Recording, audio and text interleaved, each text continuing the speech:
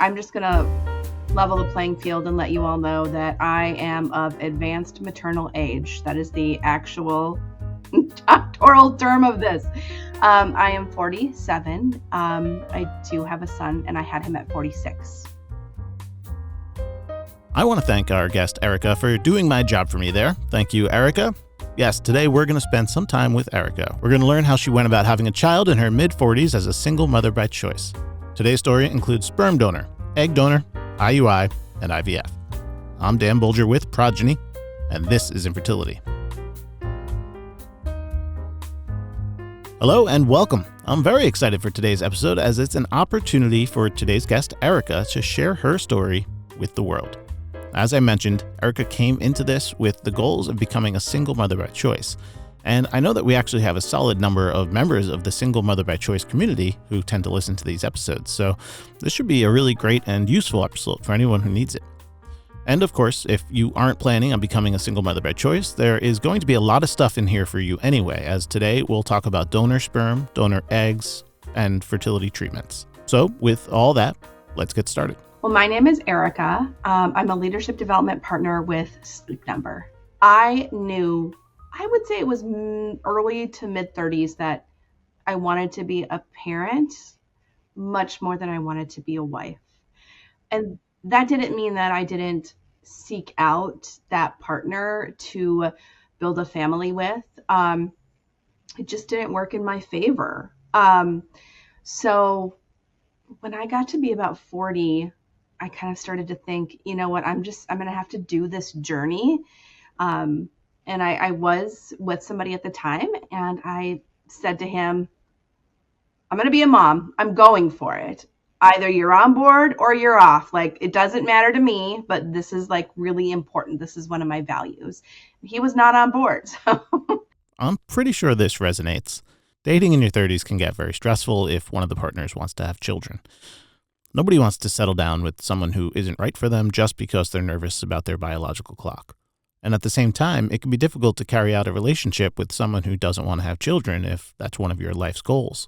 And so Erica decided to avoid all of those complications and take matters into her own hands. After meeting with a fertility doctor for a checkup, the first step was finding a sperm donor. Picking a sperm donor can really get you in a rabbit hole. Like, you can really, there are literally thousands. So you have to really, after you kind of go on, you start exploring, you're like, my gosh, where do I start? So I think you really have to start with saying, like, what is the most important thing to me? So I really wanted them to embody what my parents had in ethnicity. My dad is Irish, my mom is German. So I wanted to have those two for sure. And then I wanted to have a good, like, health background. So I looked at things like heart disease, asthma, allergies to kind of see. And then you could do other things like height, hair color, eye color. I believe I picked a hair color to be dark because I actually have really dark hair. And I picked a height, I'm shorter, that wasn't too tall, but also not too short. So like, you can really start to narrow it down based on some of those pieces. Having never seen it firsthand, I've always been curious about these donor matching sites, how they work and look and feel.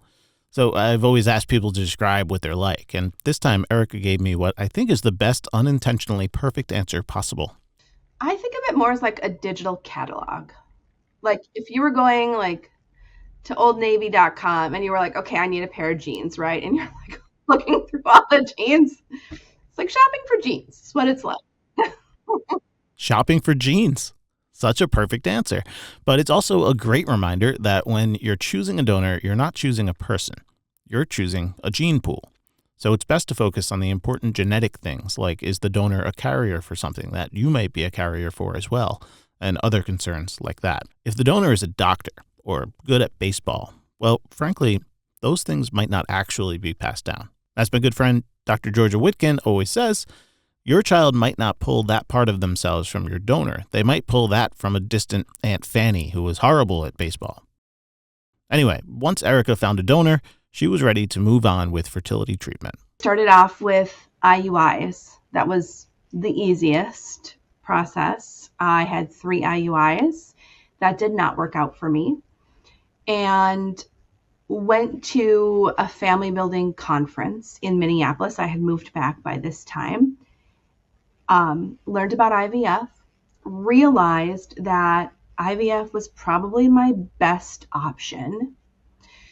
Talked with a few doctors there who informed me, and this isn't stuff that you learn in school or anything, that after the age of 42, 90% of a female's eggs are actually not considered good anymore. So he advised me to move towards donor egg. And I wasn't willing to do that off the bat. So after this conference that I went to, I decided on a couple of things. Number one, I was going to do IVF. Number two, I was going to pursue it with my own eggs at first. And number three, I was going to buy a few donor eggs as well, just to make sure that my journey could kind of be consistent, right? Like I wouldn't have any pauses or thoughts about like what's next. Like just let's get it prepared up front and then let's move on with it. So that's really how a lot of this started. IVF with a sperm donor, while also obtaining donor eggs, can get a bit complex, and it can get very expensive. Spoiler alert, eventually in her story, Erica's employer adds the Progyny benefit. But at this point, she didn't have the Progyny coverage yet. I did IUIs locally at my OBGYN's office. And when I decided to do IVF, I was still with this other insurance and it covered fertility, but we all know Progyny is the gold standard. So it wasn't Progyny standard, right? So I did a search for a clinic in the US. Like I just did blanket search in the US. And a lot of people still in the US, they go out of the US to do all this because of the cost. I found a clinic out in upstate New York and I had used to live up there. So I had friends up there and I thought, let me go there because I know that my cost will still be pretty low. And like anybody who goes through IVF, I just thought it was going to happen, right? So I'm like, I'll travel 2 or 3 times. My cost will still be lower. It's going to be a cakewalk. That's not how it happened. It's absolutely not unheard of for people to travel out of state for IVF. For one, there are parts of the country where there maybe aren't that many clinics, and maybe the nearest clinic is across state lines. And second, many people seek specific doctors or clinics, maybe doctors that have certain specialties that line up with their needs and will give them the best chance of success. But choosing to travel out of state simply because it's cheaper, well, that's not really ideal. As you might expect, a lot of things go into IVF and a lot of things go into travel, so logistically, it can add a lot of stress. But this was the position that Erica was in, so she started treatment with the out-of-state clinic. I traveled out. I stayed with a friend out there. I will tell you, egg retrieval is not for the faint of heart. I was so sick during the last 5 days of it, like throwing up, bloated, couldn't eat, just really, it's hard on your body. It does wild things to your body. I've actually heard this one both ways. I've definitely spoken to a lot of people about their experience with IVF and have heard that it can be daunting, that the symptoms can be rough with a lot of bloating and everything that Erica just stated. But I've also heard from a lot of people who said that it actually wasn't nearly as bad as they thought it was going to be. Obviously, having never undergone treatment myself, I can't share my personal experience, but I will say that it varies. It'll depend on you and your treatment protocol. It'll depend on your doctor and how they communicate and help manage everything along the way. So if this is something that concerns you prior to treatment, you really should communicate that to your doctor. They'll be able to give you a stronger sense of what to expect, and if you're experiencing any of these symptoms along the way, then you definitely should speak to the doctor or a nurse at the clinic, or if you have Progyny, this is a great place for the Progyny PCAs and clinical educators to jump in. It's your journey. Don't hesitate to take some control where you can. So Erica did her first retrieval cycle, and it went well. She had some embryos on ice, and in June, she had her first embryo transferred. This resulted in a positive blood pregnancy test, but unfortunately, about a month later, she got the bad news. And it was the second weekend, I believe, in July when they officially declared a miscarriage. And it's such a wild experience because there are so many emotions surrounding it and so much grief. And you're sitting in the doctor's office, and what they give you is like a piece of paper that says, here are your 3 options for taking care of it. You decide and you let us know. And it felt so I don't even know the right word. It just, I don't want to say it felt like they didn't care, but it just felt so matter of fact, right? Well, you miscarried. Here's the next step. Um, I had started, my body had started the miscarriage process actually the day before that appointment. So I elected to do natural miscarriage. That didn't work. I spent 3 weeks miscarrying before I called them and was like, we need to do the surgery. So went in for the surgery. It was August 1st, I believe. And yeah, I mean, the rest is kind of history, I guess, after that first one.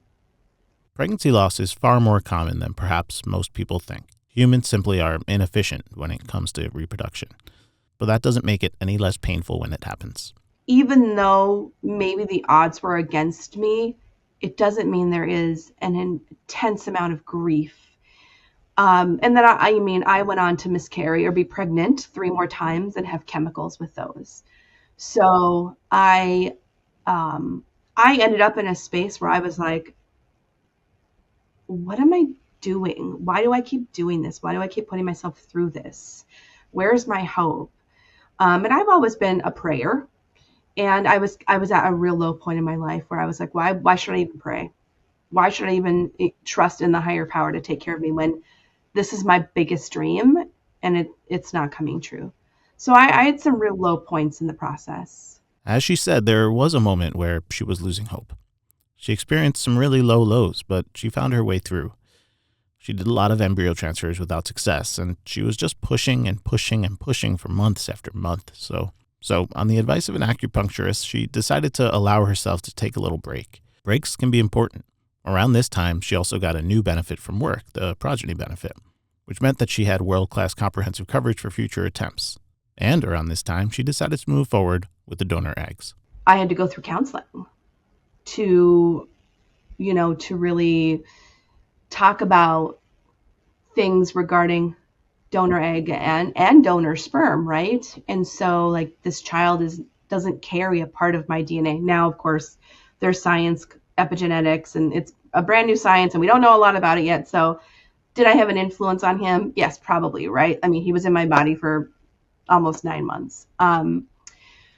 But you do the counseling and you think you have it all together. But when you get into it and when it takes, there you have moments where you're just like kind of hit in the face. Like I'd be driving and I'd think, oh, I wonder if he's going to have my hair. And then it would hit me. I'm like, wait, like that's not even a thing. Like I don't get to have those moments where I'm thinking like, will he have my eyes? Is he going to laugh like me? Because you don't share that DNA. So I think as much as you can be ready, I think there is, especially for me, like there was grief. There was grief with a lot of things. There was grief with not having my own eggs. There was grief with losing the babies and the chemicals. There was grief. There was financial grief, right? There's just so much grief or can be in the journey, and there can be joy too. But it was not an easy go for me. Erica had a new approach using donor eggs, and she had coverage from Progyny backing her up, so she was able to change clinics to one with a great track record far closer to home. And she got pregnant. Only this time, pregnancy resulted in the birth of her perfect baby boy. I prayed for and wanted a fearless, adventurous child. I want this kid to go out in the world and kick ass, right? I don't want anything to hold him back, but I'm starting to realize that a little bit of healthy fear is good. Standing on, yeah, standing on the arm of the couch, hopping like a bunny, not so safe. So, um, we're working on some of that. Um, he's the most brilliant creature, and I am so grateful, and he was meant to be mine. So through this journey, even though it was long and arduous, it happened.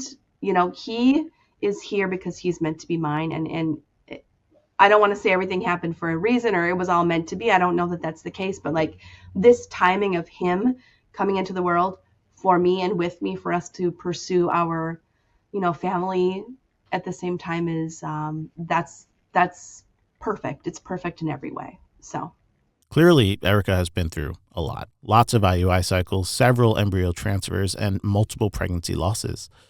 But in the end, she reached her goal.